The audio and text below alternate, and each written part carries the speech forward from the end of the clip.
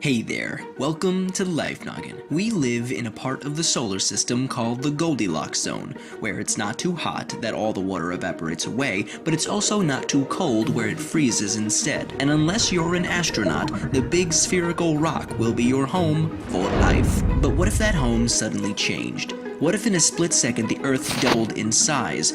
Let's assume that the density remains constant, so the mass of the Earth increased as well. How would that change things? Well, first off, gravity would be very different. The Earth would have 8 times as much mass, and gravity would be twice as strong. So if you stepped on a scale, you'd suddenly weigh twice as much as before. It would be much harder for you to walk, and you'd get tired much more easily. After all, you'd feel like you were giving another version of yourself a piggyback ride, all day, every day, which would look very funny. Over the years, human bones, especially in the legs, would have to become stronger to support this increased weight. Meanwhile, trees would start to collapse, and any new trees that grow in their place might not grow as tall. See, there's a limit for how tall a tree can grow, usually around 400 feet or so. This limit is determined by gravity. Since the taller the tree is, the more energy is required to transport water from the roots to the top. If the amount of energy the tree gains from photosynthesis is more than the energy it takes to transport the water, it'll keep growing. Otherwise, it'll stop. So, if the Earth suddenly got twice as big, trees like the California redwood may not be as impressive. Luckily, even though the gravitational pull of the Earth will be stronger, it still won't be enough to break the moon apart. See, in order for that to happen, the moon would have to be within the Earth's Roche limit. This is the minimum distance the moon can approach the Earth without being torn apart by tidal forces. This happens because the near side of the moon is pulled in harder than the far side. When the moon gets close enough to the Earth, the gravity holding it together is overcome by this cosmic tug. Inside that limit, Earth's gravity will tear the moon apart, giving us a ring like those around Saturn.